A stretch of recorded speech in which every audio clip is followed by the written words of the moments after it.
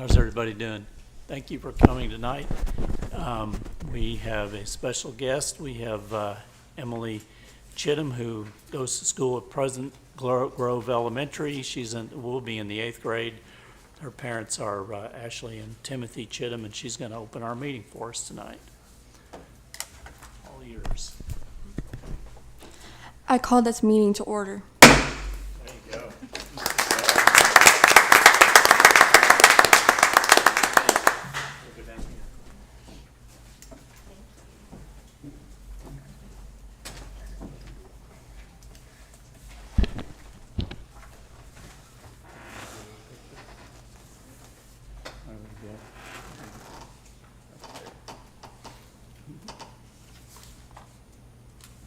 All right, very good. Thank you very much.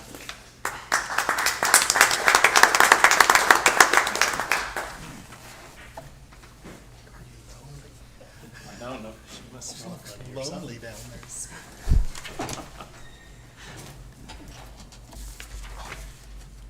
Okay, let's call the roll.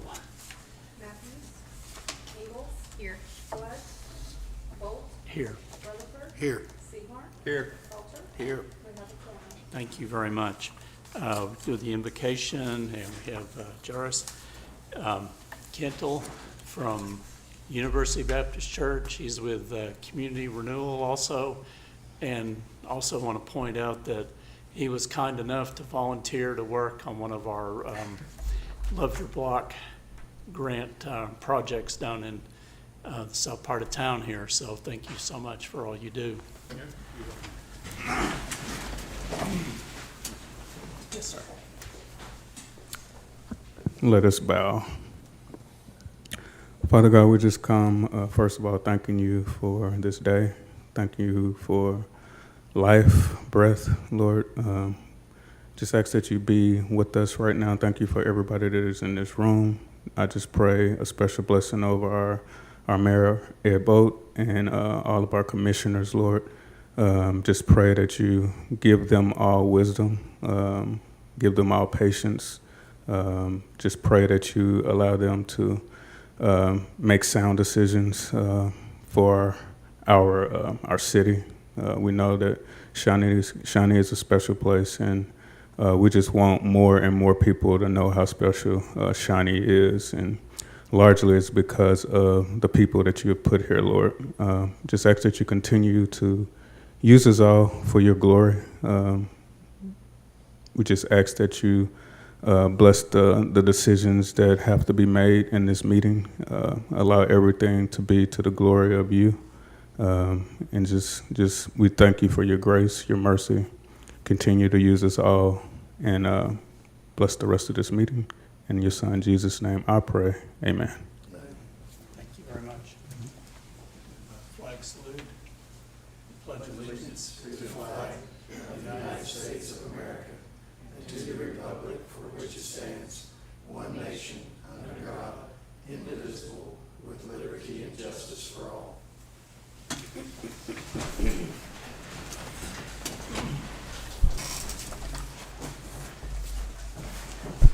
Okay, item 1 is citizen participation. As always, 3-minute limit per person, 12 minutes per topic. Joe will be our timekeeper. And stick around to the end if you'd like to hear commissioners' comments, because we may address some of questions or concerns that you bring up. I have one full page here of speakers. First up is Clarissa Brown. So Clarissa, if you'd like to come forward, the microphone is all yours. How are you doing tonight? Doing great. Good to see you. Just move that however you need. Ready? Yes, ma'am. All yours. On July 12, 2022, approximately 6:30 p.m., my daughter and I were traveling south on North Kickapoo and exited west on the access road between Burger King and Casey's towards TJ Maxx. At the top of the drive where the brick ends and the concrete starts, I hit a pothole. There was a loud bang, and I was worried I damaged my tire. We pulled into the parking lot of TJ Maxx, and I smelled radiator fluid. After exiting my vehicle, I noticed a trail of liquid drops on the road following my car. So I went to the front and saw liquid heavily dripping from under my hood. I called the police department on the non-emergency line to make a report. After arriving at the officer confirmed the liquid being antifreeze and took down my statement. We then took pictures of the pothole and the liquid drops and the liquid pouring from the car, and the officer suggested that I not drive the car. It was towed to Fred's Tire and Battery on North Harrison. July 13th, 2022, I contacted the city clerk on how to file a claim and picked up paperwork. July 14th, 2022, all the paperwork along with the police report and pictures were turned in. July 25th, the city removed the road and started replacing it. On July 26th, OMAG sent me an email stating that they were denying the claim. I tried contacting the city commissioners through the City of Shawnee page, but I did not get a response. I was finally able to get a response from our mayor after messaging him on Facebook. He conversed back and forth with our city manager, and it was determined that I would have to sue the city to receive any payment for damages. I'm sure there's confusion on why a claim that was so heavily backed by evidence was denied. OMAG said that since there were no previous damage claims for the part of the road before mine, then they see no reason to believe my car was damaged at that time. I'm sure everyone's still confused of the illogical reasoning since there are so many things that happen for the first time every single day. I was angry and planned on suing the city, but my anger has turned into frustration and disappointment that our city and commissioners would not support a resident's claim of damage. Thank you. Thank you very much. Next up is Matt Miller. Okay, thank you very much.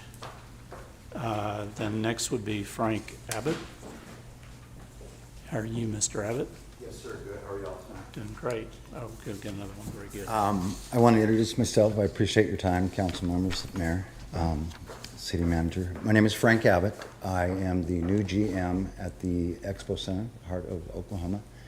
And I wanted to introduce myself, give you a brief history of my background, and so on and so forth.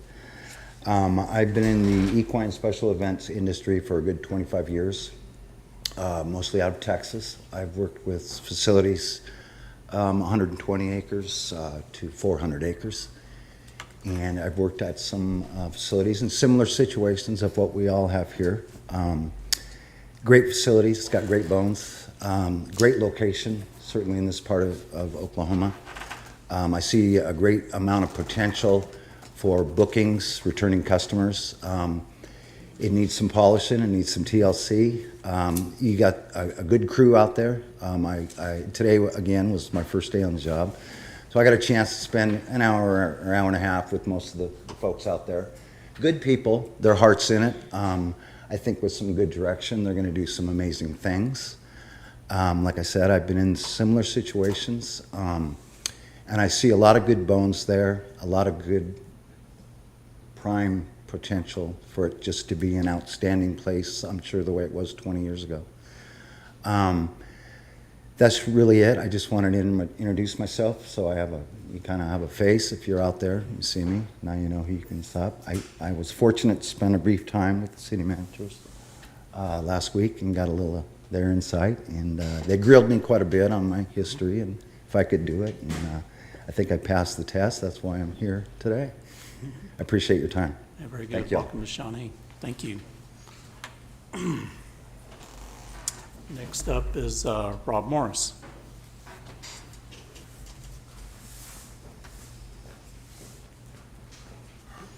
Good evening. How are you? Excuse me. Pretty good. Tonight, the papers that I gave y'all, I've asked twice now. So now I gave everybody a copy so they can read it, since that one commissioner doesn't want to reply back. I'd like an explanation how when you have an oath of office that says you won't do anything or accept anything that directly or indirectly benefits you, well, there's the proof of it. It's 21 pages long. You're more than welcome to have the link after this if you want to read it all. So I'd like for that to be addressed tonight. Also, if anyone here can address if that had to do with the same vote for community market a couple weeks ago when they got money for food. Next, I have over there off of 177. Apparently, Shawnee Ford has been eyeing that piece of property, Farrell and 177. The property owner even said that Shawnee Ford has approached them. So that means that the board knew. However, there wasn't an abstention, and the other two board members that are in the room didn't mention it either. Now, a CEO, as we all know, I'm sure, does day-to-day operations, not long-term. Buying property, starting a new entrance to Shawnee, that's long-term things. So why didn't we abstain on that? And why didn't we bring that forward, that was coming about, instead of just turning around and calling people liars when the property owner is the one that said Shawnee Ford approached them, and that the CEO of Shawnee Ford has. So, with that, the very last thing I have, excuse me, very last thing I have, quite a few people around town have been asking for town halls for the past couple of years. Each ward to do their own town hall once a month, even once every 2 months, just so that everybody has a chance to sit down with their commissioner and find out what's going on in their ward. So if we could address that tonight too, and when those might start. Thank you very much. All right, thank you. We have one more, I believe, and that's Mr. Correll. Pete, are you here? There he How are y'all is. this evening? Good, I don't use microphones. but come on up front, We want you please. to come on up? Come on up. I find it kind of ironic that the new general manager was out here from the Expo Center. I have volunteered out there for the last 6 years for the International Final Youth Rodeo. And I want to say I was thoroughly impressed with the maintenance of the facilities out there this year compared to the other 6 years. 100% turnaround. And that's what, and since you have an equine guy here, I guess that's going to be running the fairgrounds now. You don't know what kind of gold mine Shawnee's sitting on with the equines. I've worked horse shows in Tulsa for 2 years. And of course, they get the big 1,000, 2,000 horses events. This could easily handle 300 to 500 horses, and you don't know how many shows there are throughout the country that would like to have facilities like we have here to take advantage of it. The average individual spends $360 a day that come to these horse shows and does their things. Because to them, it's just, they have money, but it's fun money to them. They come to these things, they enjoy coming, and they'll always come back to these type of events that are held. And I hope between communications with the city, the county, and the new general manager out here is something that Shawnee can really benefit from, because I do believe the International Final Youth Rodeo is the largest event that's held in the city of Shawnee. Am I correct in that? It's pretty big, yeah. Yeah, and it probably brings in the most revenue. So let's see, if they had 700, well, what's 700 times 360 times 5? That's how much money is brought into the city. So even if you get a 200 one that's here for 3 or 4 days, you're talking $1 million just brought in on that. Great improvements on the camping. People don't realize that there's over 700 campsites out there that can be utilized for these type of events. And what they charge is pittance compared to what they charge in Tulsa for their facilities. You know, a camp there's $50 a day. Here it's what, 25, 30, I believe. And my main complaint prior to this is how the facilities weren't maintained for that, like the restrooms and things like that. And just 100% turnaround on that. And I also think I mentioned on next door, I want to commend all the city commissioners, the mayor, and the county commissioners that went out and took a look at it. Hopefully you did, okay? But it's important that you take the time to invest in that type of facility, because we are sitting on a little gold mine here. And, you know, at the same time, maybe work on the camping facilities out at the lake, because they like to do that as well. That's all I have to say. All right, thank you very Uh-huh, much. uh-huh. Okay, that concludes all of our speakers. We're on to item 2, consider approval of consent agenda. Anybody want anything on the consent agenda? Anyone like to make a motion on that?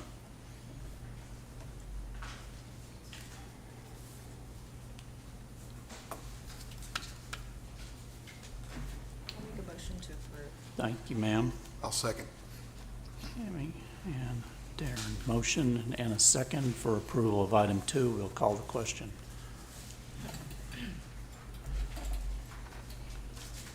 Motion passes 5-0. Item 3, presentation by Animal Control, present Pet of the Week. I'm trying to see if we've got one up there. I think they're here. Black dog with a long tail. Black dog with a long tail, huh? There it is. Look like a scared dog. It does look like a scared dog. How are you- Afternoon, everyone. How are you We have a guys? sleepy pet of the week this week. She's a Manchester Terrier mix. She's about 4 months old, already spayed, rabies shot. She's good with dogs, good with cats, loves children. Desperately, of course, needs a home. Her name is Chocolate Float, just like to go with vanilla floats. You know, I do the food thing. As far as what we have 41 dogs, 5 cats, and of course, our one other, which is a rooster. Have 7 dog adoptions, 2 cat adoptions so far, 5 reclaims of dogs, and 1 cat reclaimed, actually. Very good. But if anybody wants anybody, come on down. Okay. Thanks, guys. Y'all have a great night. Thank you very much. All righty, item 4, consideration and approval of city manager's hiring of Lindsay McNabb Fox as the city's finance director and appointment as city treasurer. Andrea is up. How are you? Wonderful. Good evening, Mr. Mayor and Commissioners. I have some happy news to share with the Commission this evening. We have found the city's next finance director and city treasurer, Miss Lindsay McNabb Fox. Lindsay has extensive municipal finance and accounting experience. She worked 8 years for the city of Oklahoma City in various different positions, including spending time as the assistant budget director. Most recently, Lindsay worked for the city of Bridgeport as the director of financial services. Lindsay holds a master's degree in accounting, and she is familiar with Encode, in addition to her skills and experience that perfectly match the position we have for her. I therefore ask that you consider approving her employment as both the city's finance director and also her appointment as city treasurer. Lindsay could not be with us this evening. She is ready to start her job on August 15. Very good. Guys have questions, or? I know we've been looking a long time. This is good news. If you don't have any questions, so we have a motion to accept the appointment. Move to approve. Thank you, sir. I'll second. Darren and Mark. All righty, we have a motion and a second for approval of item 4. We'll call the question.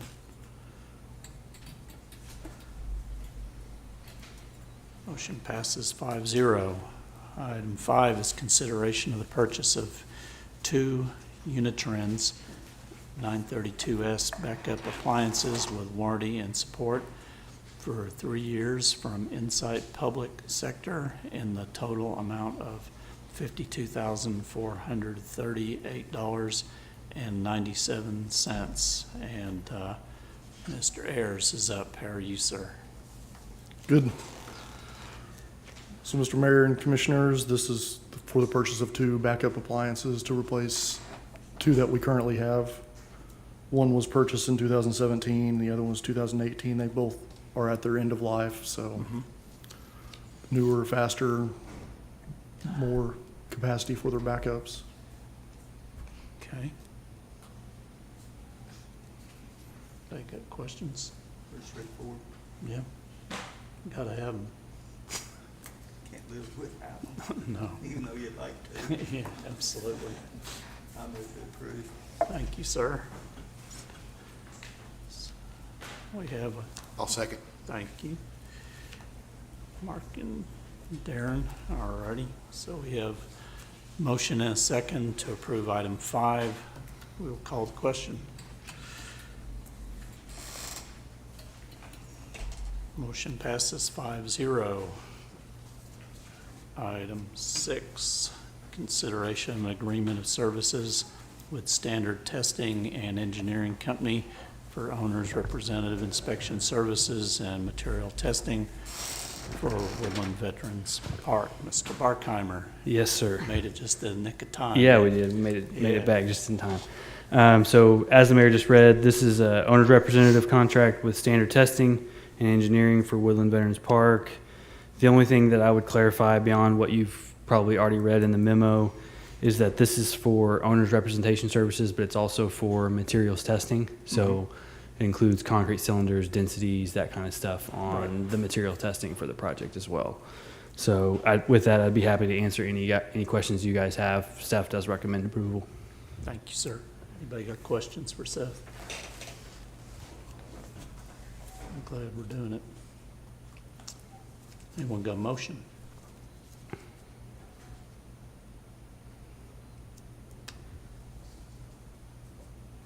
I do have a question. Is there Well- standard for them to have that administration fee in there?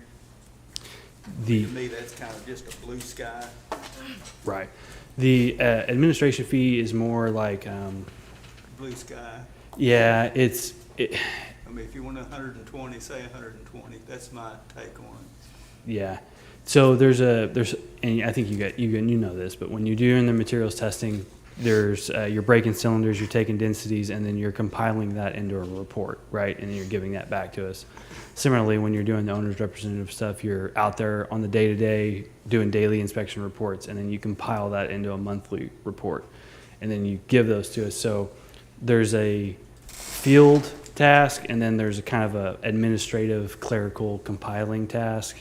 And I think that's what they're trying to capture in that fee. I don't disagree with you. It's probably not I mean, represented the best, but on my side, I deny it just because of that. But, yeah. you know, if they want to charge you for it, then show what it's for, clerical, Mhm. whatever.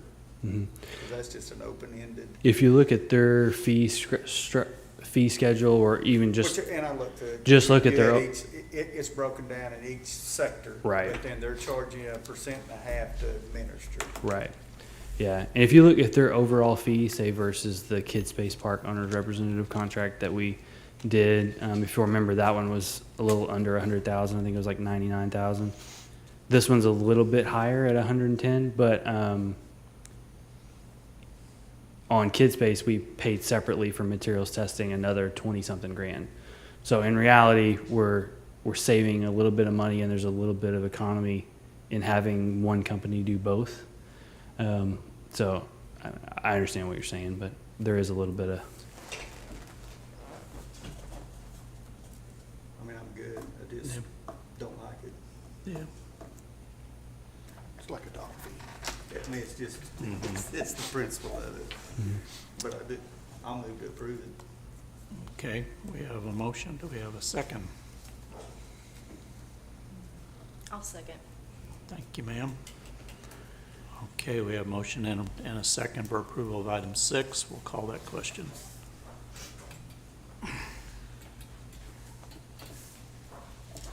Motion passes 5-0. Item 7, consideration of a budget amendment for fiscal year 2022 to 2023 for Fund 001, General Fund, to appropriate public safety fee revenue to be used for a cost of 3 additional firefighters. And Mr. Bucell, how are you, sir? Doing well. Mayor and Commissioners, as you noted in the memo, this budget amendment is to appropriate the public safety fee revenue to be used to fund the 3 firefighters.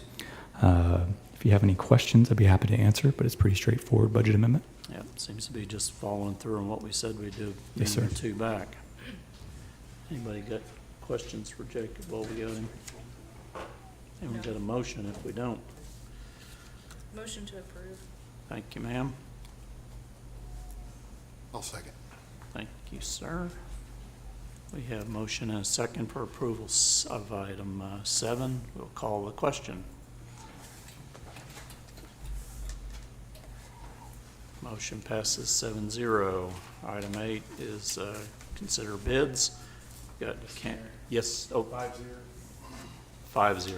Did I say 7? Man, that old habit's hard to, I'm glad you caught me. Thank you, sir. So we will move to item 8, consider bids, Kamek Street Gravity Relief Line Award. And is Brad coming up or is Seth doing it? We can. Let's jump to B then. Kickapoo Street sidewalk improvements, and Seth will do that one for us.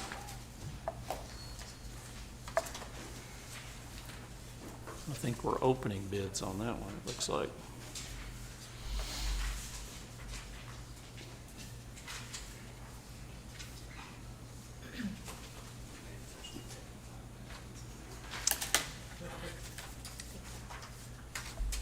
Thank you, sir.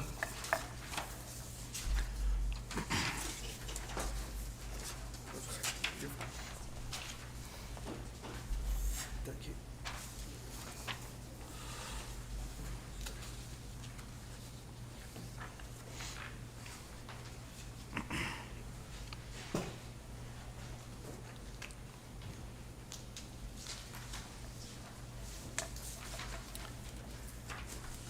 Okay. So, as you can see, we received 4 bids for the Kickapoo Sidewalk project. The first being from EMC Services LLC for $792,679.80. The second bid is from MTZ Construction, $878,363.15. The third is from Rudy Construction Company at $1,155,243. And the fourth is from CP Integrated Services, Inc. at $821,816.55. At this time, staff would request deferral so we can review the bids and the bid documents. Happy to answer any questions, though. Anybody got questions?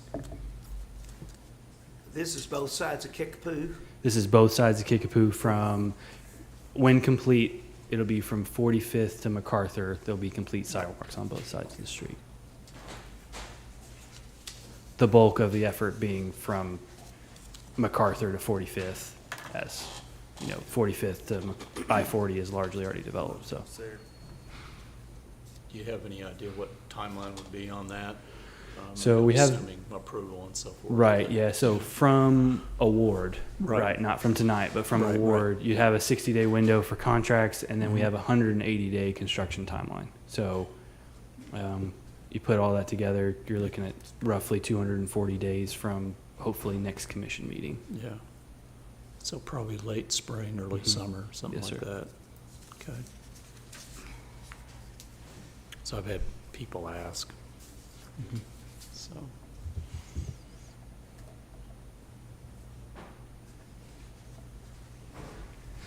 And what you'd like right now is us just to defer that to a future Yes, sir. meeting? Yes, just defer to a Does future meeting. anyone like to make that motion? Move to defer. Thank you, sir. I'll second.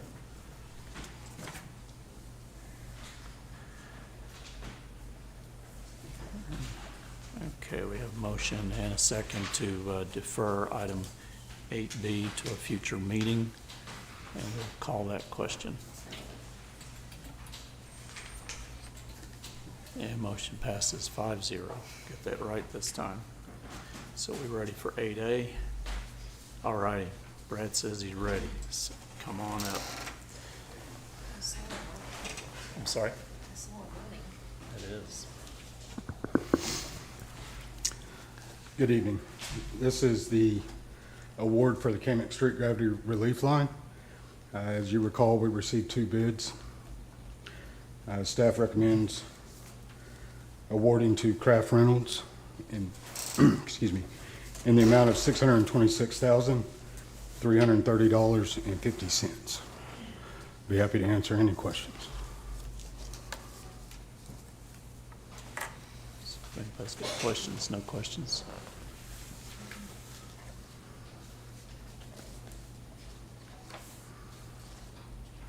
Anybody got questions? Benny, you good? You good? Cammy, good? Anyone like to make a motion? Move to accept staff's recommendation. I'll second. Okay. Darren and Cammy for approval of 8A, staff's recommendation. So we will call the question.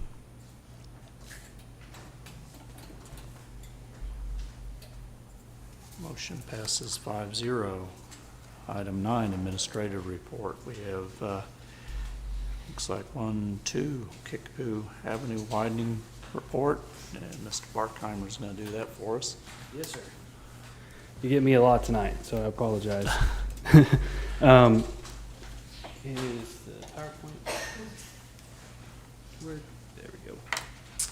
So first off, thanks for the opportunity to come speak on this. I know the Kickapoo widening project has been around for a little while, actually a little bit longer than me. So I'm happy to provide an update and hope this clears up some questions that you guys and presumably the public has. So to get started, a little bit of background on the city's relationship with ODOT. As you know, we have several state highway corridors coming through our municipal boundary. We have I-40 up to the north, 177, 270 to the west, Highway 3 coming into the east on Highland, and then, of course, Highway 18 that's we know as Harrison and Farrell. What might be a little bit less known is Highway 270B. So shown on the map in red, it runs up Beard Street from Farrell to Highland, west on Highland over to Kickapoo, and then north on Kickapoo up to Kickapoo Spur. 270B used to extend down Kickapoo Spur to the west over to 177, 270, and you all might remember back in the 2011 to 2014 timeframe, ODOT widened Kickapoo from MacArthur to Kickapoo Spur. As part of that widening agreement, the city agreed to remove Kickapoo Spur from the ODOT inventory for 270B, so that Kickapoo Spur section became just a municipal street. So I bring all this history up to remind you that as part of our agreement with ODOT for the widening of Kickapoo, the Kickapoo from 270 to Farrell will remove that section of 270B that's highlighted in red. That will come off of ODOT's inventory and just be a municipal street at the conclusion of the project. So that was one thing that I just wanted to mention. So getting a little bit more detail about the project, again, we're widening the two-lane section from Kickapoo Spur to Farrell Street, from Farrell Street north to Main Street. It'll be a three-lane section, which is shown in the map in green. So we'll have 3 lanes with a center turning lane, sidewalks on both sides.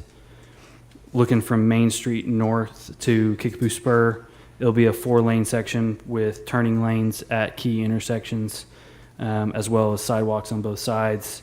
That is shown on the map as magenta or pink. And then I would also add, we're going to have signal improvements at Highland, Benedict, and Main Street. We'll talk more about that Main Street intersection here in just a second. There will also be significant upgrade to the storm sewer along the corridor as we upsize some of our branch storm sewer mains and discharge down Ridgewood Street. So, and then last but not least, we'll be doing some relocation on parallel water mains that we have currently. We have 2 parallel water mains that actually run under the street in Kickapoo. So we'll be relocating those outside of the curb and combining them into one single 24-inch main trunk line. So that's also part of the project. So talking about responsibility breakdown, because as you know, it's a joint project with ODOT. So when we look at the city's responsibilities, our responsibilities was limited to right-of-way acquisition and utility relocation. So as part of the project, we had 155 different right-of-way parcels or easement agreements that had to be acquired to allow the project to take place. We also had several major franchise utilities that were affected by the widening. So city staff over the last really 2 years, 2.5 years, has helped coordinate those relocations. I'm sure if you've drove down that section of Kickapoo over the last 15 months, you've seen some activity on utility relocations. Moving into ODOT responsibilities, ODOT is responsible for design, construction, and including the bid process, and then of course construction oversight. So they'll be doing the construction inspection. They are paying for the bulk of the construction on the project. One caveat I would add to that is, you know, we talked about us being responsible for utility relocation, so we are participating financially for the relocation of that water line. So we have made a payment to ODOT for that effort based on the engineer's estimate, but they're covering the balance of the construction outside of the water line. So talking about a little bit about where we are in the process. So right-of-way acquisition began in early 2019. In early 2021, we have all the access for the right-of-way. So in early 2021, we gave the official notice to proceed to all franchise utilities, primarily OG&E, AT&T, and ONG.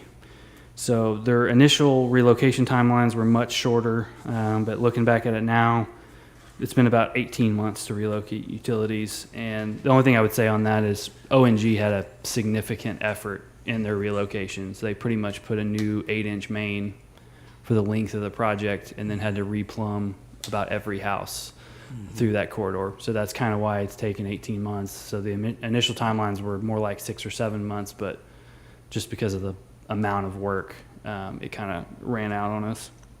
Looking ahead, ODOT currently has the project on the schedule to bid in the second quarter of 2023. I think I saw where it was actually on the April let date. So the construction timeline is estimated to be about 400 days. I say about because if you remember the Kickapoo widening from Spur to MacArthur, you know that they hit several snags and the construction took much longer than they anticipated timeline. So the timeline is supposed to be 400 days, but I would say it would be probably wise to see that going a little bit longer. I expect the completion to be sometime at the end of 2024. And the only other question is, you might ask, why is ODOT waiting until April of 2023 if we expect the utility relocation to be complete this month? And the answer to that is in some of our frequently asked questions. So talking a little bit about the intersection of Kickapoo and Main Street.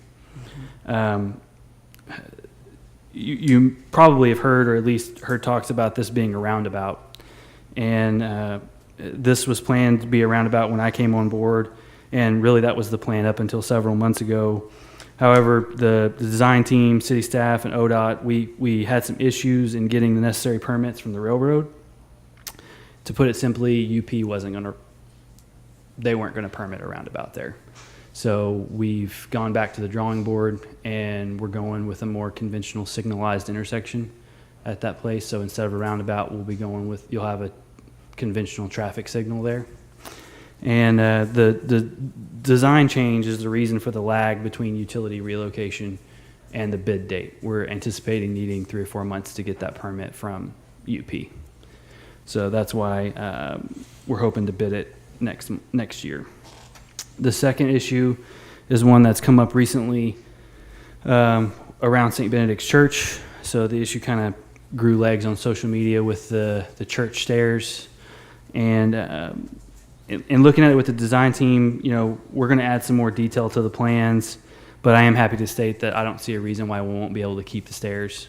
So the plans didn't really have a lot of detail, and the design was kind of confusing. It called out removal, but didn't really show replacement. And so I understand the concern from the public, but it was never really the city or ODOT's intent to see those stairs removed. So we were able to look at the plans and do a little bit of redesign and narrow up the sidewalk and do some design changes and be able to save the steps. So I did want to just clarify that. I think we'll be able to make everybody happy.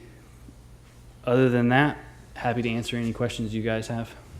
I got questions? It's exciting news. Yep. Lots of good news there. I guess no questions. You explained it well. I'm up again, so I think I'm just going to stand right There here. you go. You just take off. You got code enforcement. Yes, sir. Really? Okay, cool. So give me a second. I'll let the slides pop up.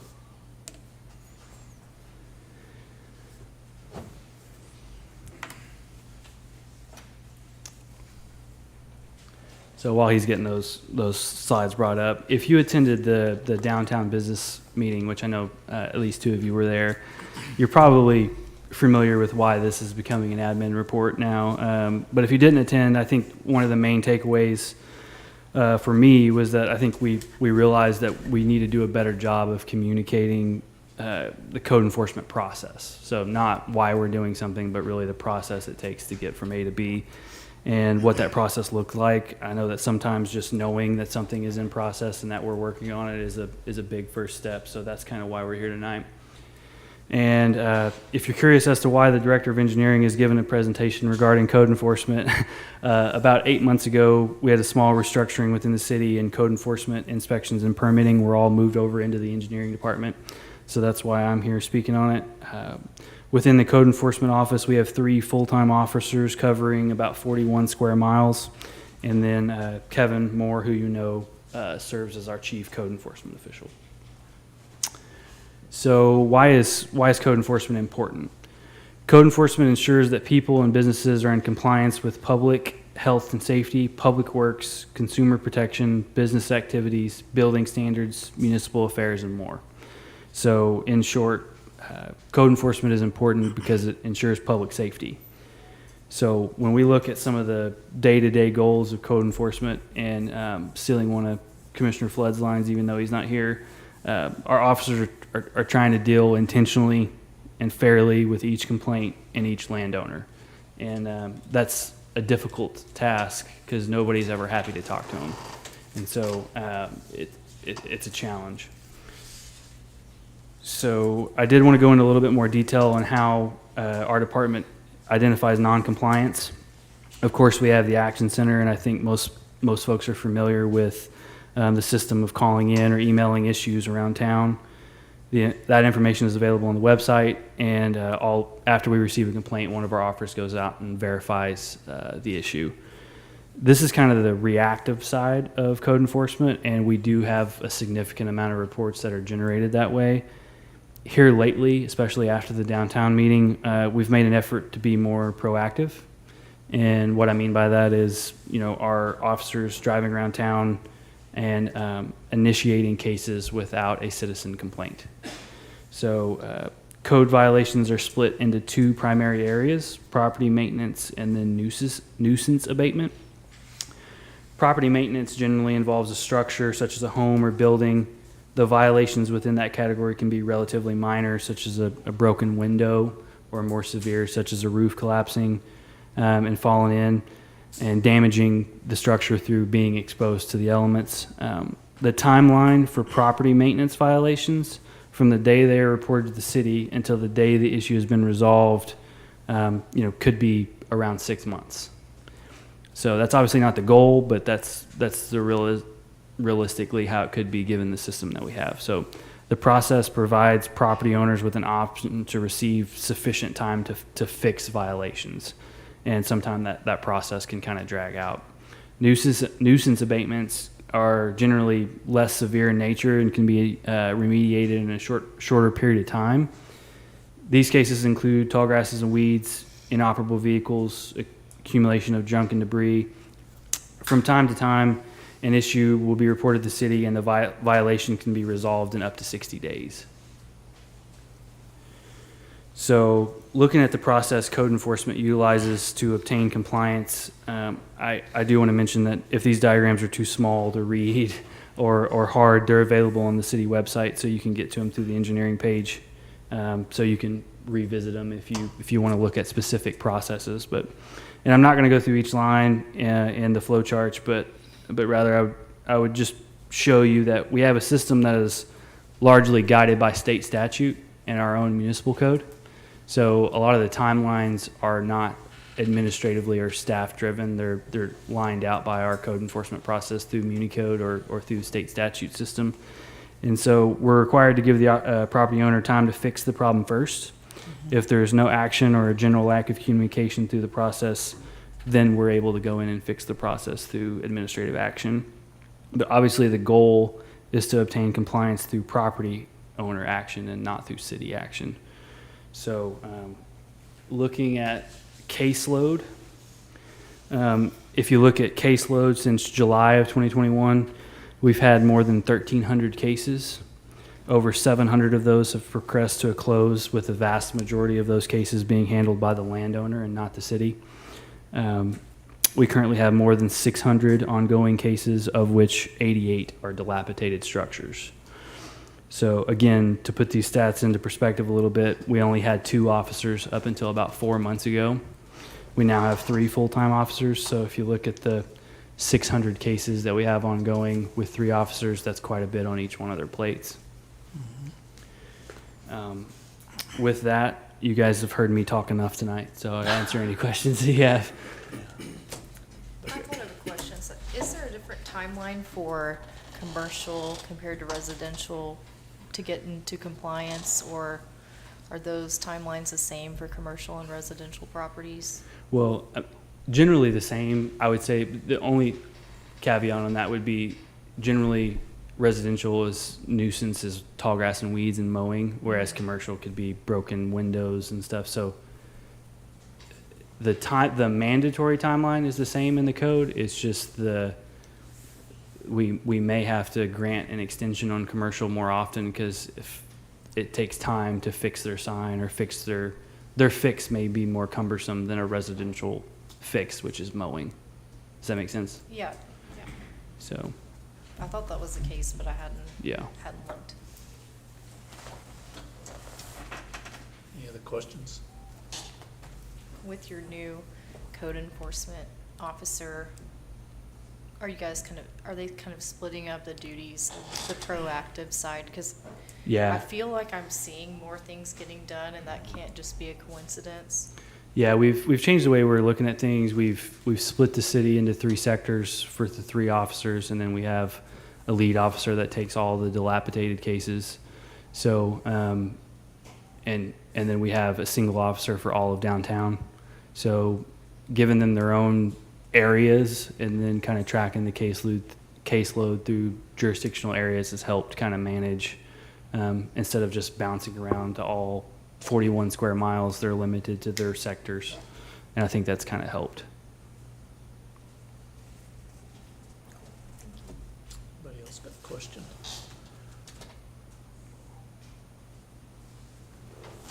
Everybody good? I'm good.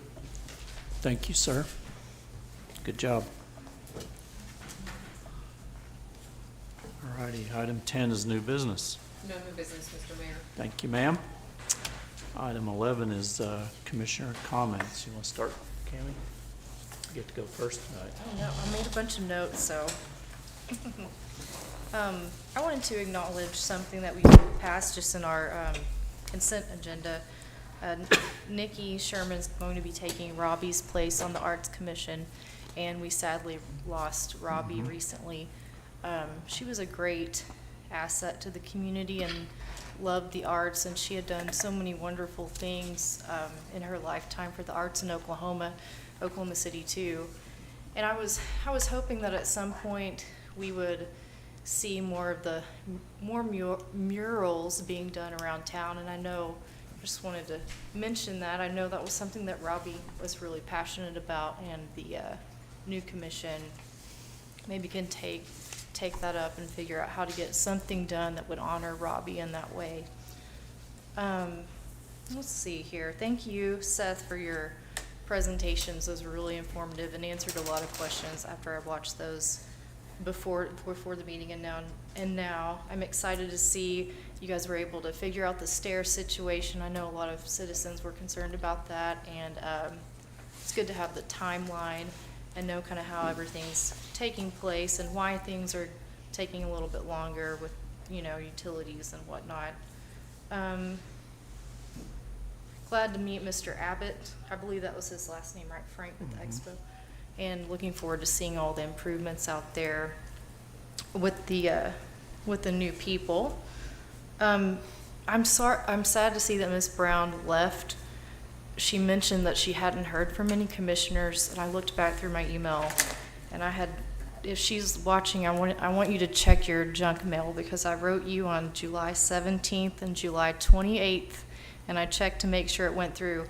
But there's, certain things that we can and can't say or promise once things go to insurance or a legal situation, but I definitely have responded. I'm not sure actually whose ward she's in, but I did make contact with her, and I hope and now it's kind of out of our hands. It's an illegal situation. Mr. Morris addressed a couple things that I'm not an attorney, so I don't want to get into the weeds with this stuff to steal Joe's lines, but Shawnee Forward subject to Open Meetings Acts. Mr. Morris, you know that I'm on the board. I see you at these meetings. So anything that's happening in the Shawnee Forward board meetings is public record. People are welcome to attend. There is an economic development section of Shawnee Forward, and their goal is to increase sales tax so that we can fund things through the city.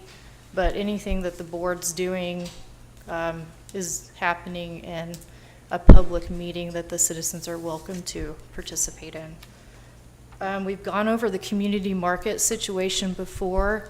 The community market situation, that was grant money that we would have lost as a city that specifically was allocated to the cost of food. It was also, we asked this question specifically, it was also stated that the money could not be used for administrative purposes, only food, and if we didn't use that money, we would lose it. I think we decided that community market was the most suitable and probably the only organization in town that could have handled the workload of distributing that food, because it was quite a bit of food that we'd have to. So that is what's going on with that. And I wanted to say also, I visited the Shawnee Animal Shelter. I wish those ladies were still here. Got a tour, and they are at complete capacity, and we probably couldn't have a better staff in place. All the women out there care so much about the animals, and they are working so hard, but they are completely at capacity. So if you are able to take a pet, and then also please remember to spay and neuter your pets, like they used to say on The Price is Right at the end of every show. So I'll close with that. And that's all I have. Thank you, ma'am. Your turn. All right. Wanted to say thank you to Seth for the update, the Kickapoo project. That's going to be fantastic to get that underway and completed. Also want to say a good job to the city staff, our water guys. Through these water main breaks that we've been having due to the drought and the high heat, they've just done a great job keeping up and keeping everything, keeping going, keeping the water on. When it gets that hot that fast, I've seen people's driveways buckle, and it's just a lot that you can't prevent. So they've done a great job keeping those going. So I want to say thank you for that. Also, we have at the Expo Center coming up August the 27th. I'm going to start mentioning this when I'm up here. Cops and Kids Time again. Yep. Anyone not familiar with that event, you can check it out on Facebook and come see us. We've expanded the time this year. We're going to start a little earlier, starting at 11 to 4. So got a few more hours, and there will be a lot of activities. And I think we had 33 agencies last time, and I think we're going to have that again. And there's a lot of fun things. Bring the kids, bring the family, come out. It's good time spent with a lot of fine officers. Okay. Yeah, I don't have much. You guys went over kind of everything. The expo, good to hear that a boy from gentleman back there. The rodeo definitely went off better than it had in the past. I know the city kind of went in and helped with some of that to make it happen, but I think, hopefully we're heading the right direction to kind of get some stuff cleaned up and fixed up and kind of shine it back up. The reports from Seth, it's good to hear what's going on. I think everybody was curious, the stair stuff, you knew that wasn't gonna be an issue or shouldn't be, but, stuff just kinda gets blown out of proportion when nobody knows what's going on. The land out at Farrell and 177 and that, that property's been for sale for quite some time, Rob. And if I was gonna buy it, that'd be probably the first thing I would have done is went and tried to get it rezoned. So, I don't know what Shawnee Ford is doing, but it's fair market value is how they're buying it, if they're even doing it. So, you know probably way more than I do, but, it's still conflict of interest. They're, part of their deal is economic development, so if they can bring in more tax revenue and buy the property and lure a business in here, from Shawnee Ford's standpoint, I don't see where that's really a conflict of interest. Now, if Rachel buys it and benefits from it, then it's a different scenario. So, I don't see that happening, but, it'd be a good investment for somebody. But all I got, Benny. Well, pardon me. I agree with what everybody said. And I'm just getting over my second round with COVID. And I still can't talk, which that's wonderful to some people. But, That's what your wife said, huh? right. But anyway, I agree with what's been said, and I have a concern. It's not a gripe, but the money. I'm concerned the money cauldron is sure getting full, and I don't really want us to get into a bind and not be able to pay our bills. That's it. That's it. That would be a problem, wouldn't it? Yes. Yep. I don't think any of us want to be there. I don't have a whole lot. Cammy, I agree with you 100% about, I had people call me on, could we do a mural that somehow would honor Robbie, not necessarily have Robbie in it, but with her love of murals. I think that would be a great thing, and hopefully when we start collecting money to do those projects, that'd be one of the first things that group will consider. So I think that's a good idea. Again, I appreciate the staff presentations. Those are always good and have great information, and hopefully people are paying attention and get to hear all that, because there's a lot of good stuff talked about there. It was nice to meet Mr. Abbott.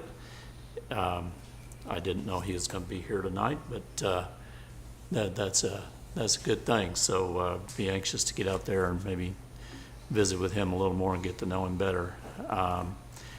It'd also be good to meet our new finance director. We been waiting on her a long time.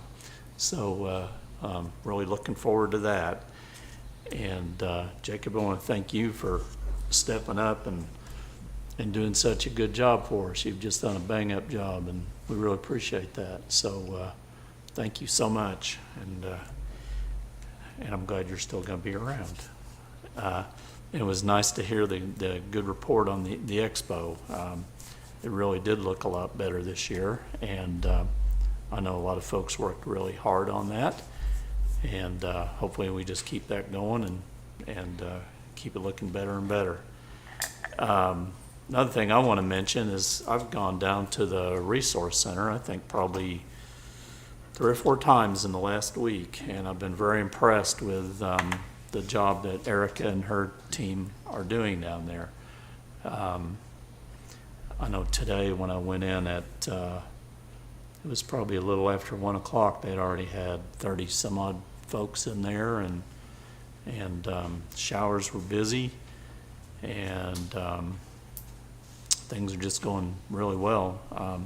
Somehow they got lucky. There's a guy that is a pretty darn good cook. He's been like cooking barbecue and taking it down there and I didn't have any of it, but it sure smelled good.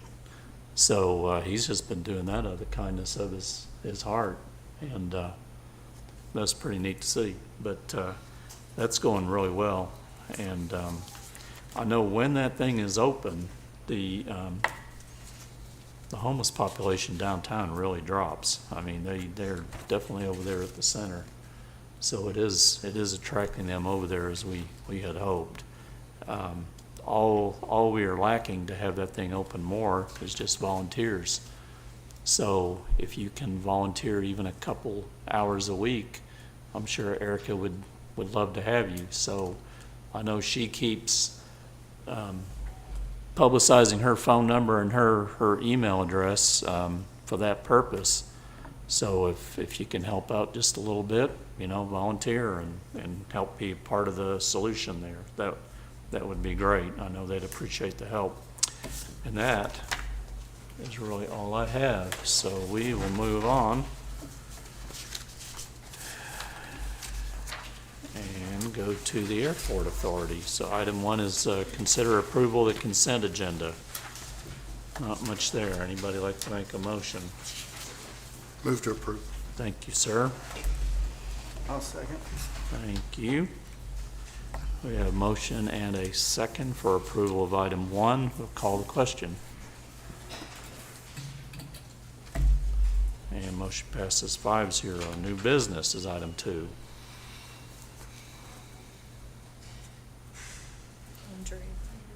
No new business. Thank you, ma'am. No, I just want to make sure you didn't have something pop up there. So we are adjourned and we'll move on to the Municipal Authority. Item 1 is consider approval of consent agenda.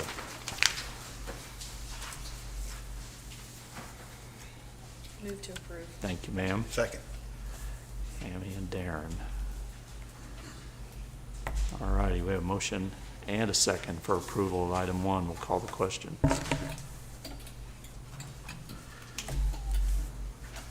Motion passes 5-0. Item 2, consideration of budget amendment for fiscal year 2022 to 2023 for Fund 501, Shawnee Municipal Authority, to appropriate public safety fee revenue to be transferred to the general fund for additional public safety costs.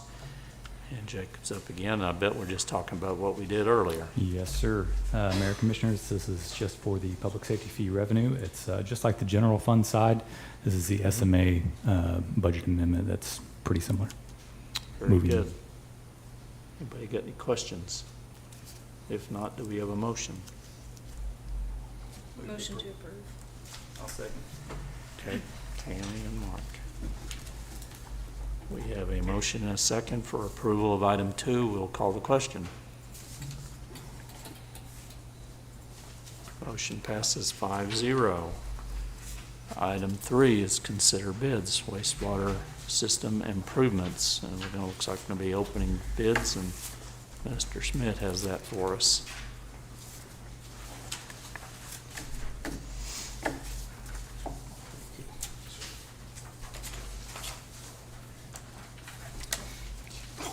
Thank you, sir. Can I get this back? Really?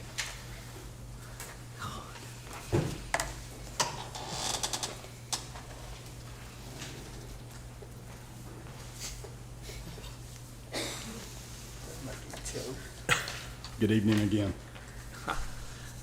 So as you know, we, You got the easy one, it looks like. yes, sir.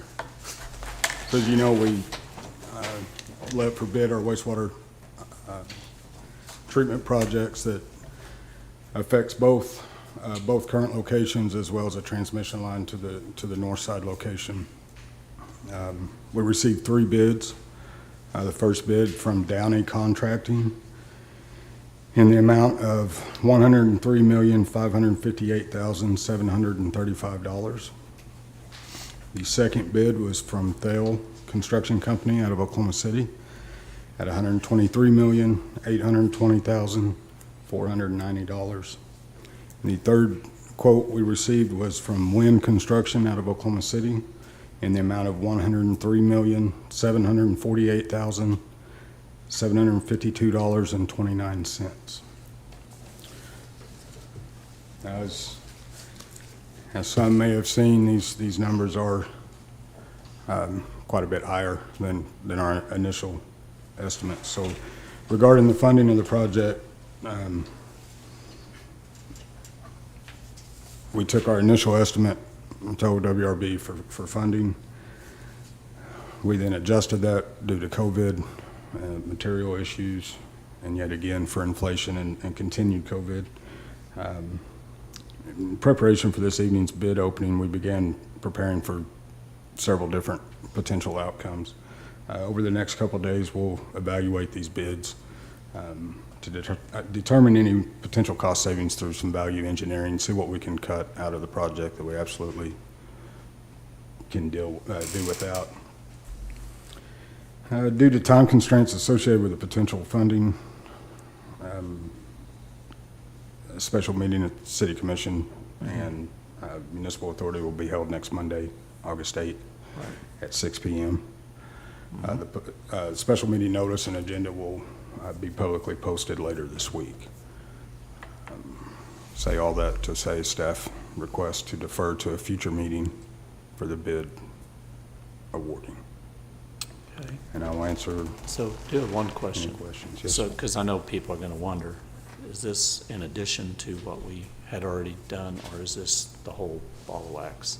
So this is everything concerning wastewater. Right. So we have that's in addition to what we have at the water treatment plant. That project is ongoing and scheduled to complete, complete late spring of 23. Right. I just want to make sure we said that so people understood fully. Yes, sir. Where that was. So, okay.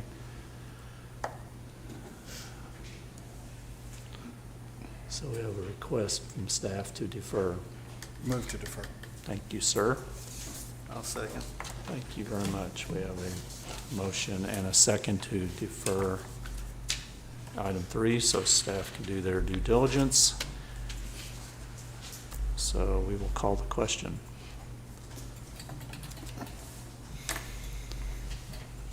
Motion passes 5-0. Item 4 is new business. No new business, Mr. Mayor. And with that, we are adjourned. Thank you very much. Appreciate everybody coming this evening. How about Joe?